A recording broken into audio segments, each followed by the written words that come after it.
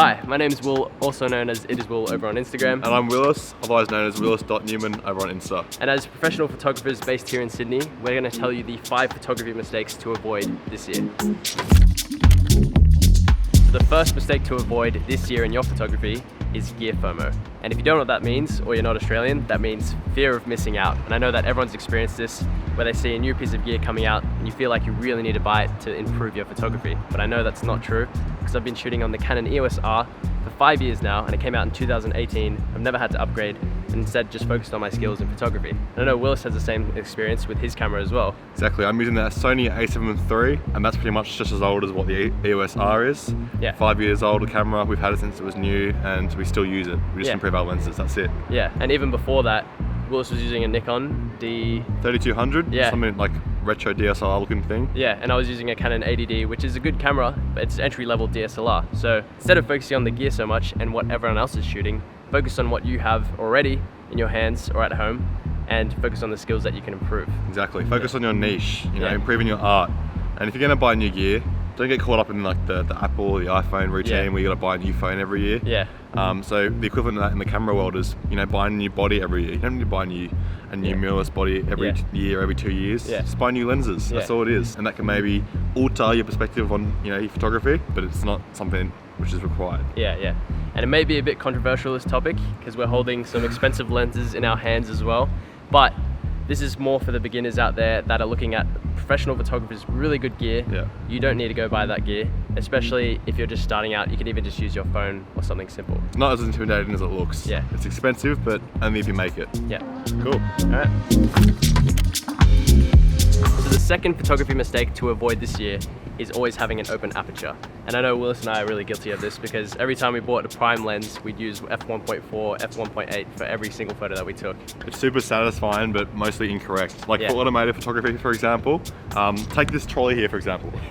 This trolley can be a car at a 3/4 shot, all right? If you're shooting all your shots at a 3/4 shot on f1.2, 1.4, you're only going to see the front headlight. That's all you're going to see. Yeah. But if you shoot at f4.5, you close that aperture a bit, get more in focus, you're going to see the whole subject, the whole car. That tip there also works for portraits and work for product photography, or even landscapes as well, because you want to have more than just a little slim of the photo in focus. And this also improves your composition skills. By having a closed aperture, you're focusing on every single thing that's in the frame, because it's all going to be in focus rather than just one subject. And it can be good to have a low aperture for some things like portraits or street, where you want some bokeh in the background. But to improve your skills, having a closed aperture is actually very helpful to grow your composition skills and your framing. And that actually carries us on to the next tip. Yeah, that's true. All right.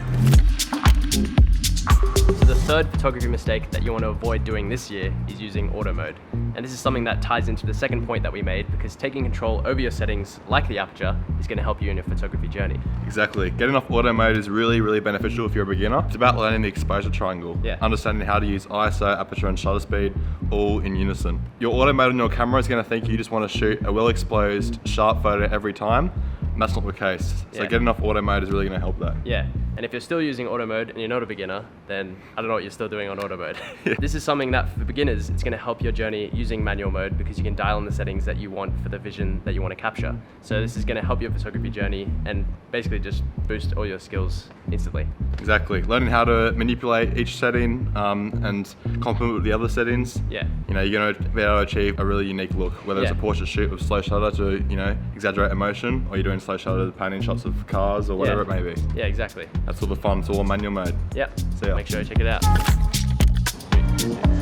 Right, now, so the fourth mistake to avoid in your photography this year is a bit more of a psychological one. This is perfectionism. This is something that Willis and I both struggle with every time we work on something. Yep. But we've also realized that this can prevent you from what you want to achieve or what you want to do. And overall, just ruin your time management. There's nothing worse than spending a whole week just for one upload on Instagram. Social media can be a huge sort of counterpart to perfectionism, and there's no point worrying about it. Yeah, tying into social media, you see a lot of what other people are outputting on there online, and you might feel a bit pressured to what you're going to put out there and show your work. It's the law of averages, right? So you're going to post more and more, and you're going to get better at a faster rate over time, instead of posting like maybe once a week or once a fortnight, to use Instagram as an example. Yeah, but at the end of the day, everyone's worried about themselves, not worried about your mistakes. So it is what it is, just like my username. So, the fifth and final photography mistake to avoid this year is setting expectations. And instead, you want to be setting goals. This is working towards an objective rather than thinking about a theoretical outcome. Exactly. There's no point building heaps of unnecessary pressure on yourself just because of Instagram or what you've seen online. Instead, have a weekly roster or routine that you attack each week to achieve these goals. So if I had to summarize it, I'd say build a routine, have some realistic goals, and then continue to dream big. You know, you'll eventually funnel yourself towards the path that you want to be on. An example of setting expectations is seeing numbers online, whether you want to be big on social media, and thinking about how many views or how many likes you can get on a certain video or photo. Rather than that, you have to focus on improving your skills and improving the content for your audience. Exactly. Worry about yourself. Worry about your own photography ingredients, try and perfect those, and then you can start worrying about bigger things in the future. Yeah. But just get the basics right. Make sure you stick to that routine. So make sure to take into account those 5 photography mistakes to avoid this year. We're just speaking purely from our experience. There's no rule book to any of this. We're just trying to help you guys learn and improve your photography. But no matter what you do, you're going to be making mistakes. This is also going to help you on your photography journey. If you found this video helpful or you like some of the points that we gave, make sure to give a subscribe or a like. And if you want to give any of your own wisdom down in the comments for other people, make sure you go ahead and do that. Maybe I'll see you in the next one, and enjoy.